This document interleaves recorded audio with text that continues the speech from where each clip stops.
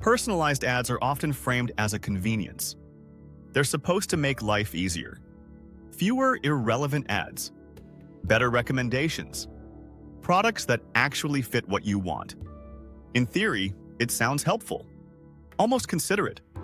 But for many people, personalization doesn't feel helpful.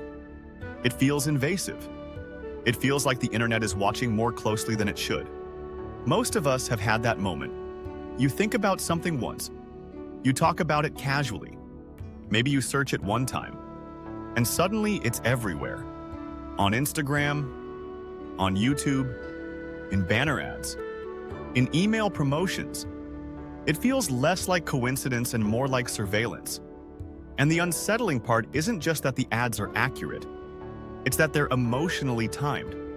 Personalized ads don't just show you what you might want. They show it to you when you're most likely to say yes. To understand why this works so well, you have to understand what personalization really means. It's not just about your age, location, or interests. Modern ad systems track patterns. What you pause on, what you skip, what time of day you scroll the longest, when you're bored, when you're tired, when you're stressed. Over time, this creates a behavioral profile that's more revealing than most people realize. And the goal isn't just relevance. The goal is influence. Personalized ads are designed to remove friction, to reduce the time between desire and action. When an ad feels like it gets you, you're less likely to question it, less likely to compare prices, less likely to ask whether you actually need the product. The ad feels personal, so the decision feels justified. This is especially powerful during moments of emotional vulnerability, late at night, after a long day, during periods of stress or uncertainty. The algorithm doesn't know how you feel in a human sense, but it knows behavior well enough to approximate it. It recognizes patterns associated with anxiety, boredom, loneliness, or burnout, and it adjusts accordingly. That's why personalized ads often feel most persuasive when you're least prepared to resist them. What makes this system so effective is that it rarely feels aggressive. You're not being pressured. You're being nudged, subtly, repeatedly, over time. A product appears once, then again, then in a slightly different context, a different tone, a different benefit. Eventually, it stops feeling like advertising and starts feeling like familiarity. And familiarity builds trust, even when it shouldn't. This is where the financial impact begins to show. Personalized ads don't just increase spending, they increase unplanned spending. Purchases that weren't budgeted for, subscriptions that start with free trials, upgrades that feel small in isolation but add up over time. Because the ads are tailored, each decision feels rational on its own. But the cumulative effect often isn't. Many people don't feel like they're spending more because of ads. They feel like they're simply responding to needs. But those needs are often shaped by repeated exposure. The more you see something framed as a solution, the more it starts to feel necessary. Personalized advertising also changes how people perceive value. When prices are customized, when offers are targeted, and when urgency is personalized, it becomes harder to know what something is actually worth. Discounts feel exclusive. Limited time offers feel personal. And that creates pressure. Not because the deal is objectively good, but because it feels like your opportunity.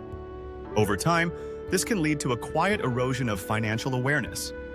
People stop asking, "Do I need this?" and start asking, "Why does this feel so hard to resist?"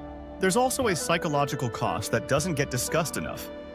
Being constantly targeted creates a sense of mental clutter.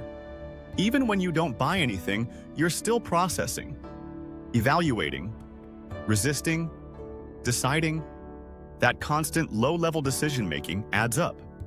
It contributes to fatigue. And when people are tired, they're more likely to default to convenience, which, not coincidentally, is exactly what personalized ads are optimized for. The system isn't designed to help you spend wisely. It's designed to help you spend efficiently, quickly, with minimal friction. That distinction matters, because what's efficient for platforms and advertisers isn't always healthy for individuals. None of this means personalization is inherently evil. Like most tools, it depends on how it's used. But the current incentive structure rewards attention capture, not well-being. It rewards engagement, not restraint. And that means the burden of awareness falls almost entirely on the user, which is a problem because most people don't realize how asymmetric the relationship is. You see one ad at a time. The system sees millions of data points.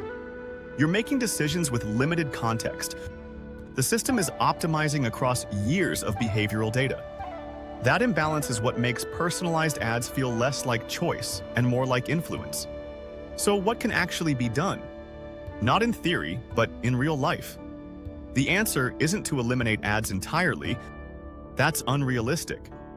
But small changes can restore some balance. Being more intentional about scrolling, creating friction before purchases, turning off certain ad categories where possible, questioning urgency when it appears, and most importantly, recognizing that feeling tempted doesn't mean you're weak. It means the system is working as designed. Personalized ads aren't a reflection of who you are. They're a reflection of what captures your attention. Understanding that doesn't remove the system, but it gives you back something important: awareness. And awareness creates space. Space to pause, space to decide, space to spend intentionally instead of reactively. In a world where advertising feels increasingly personal, protecting your financial and mental boundaries isn't about rejecting technology. It's about understanding it. Because when you know how the system works, personalization loses some of its power, and choice starts to feel like choice again.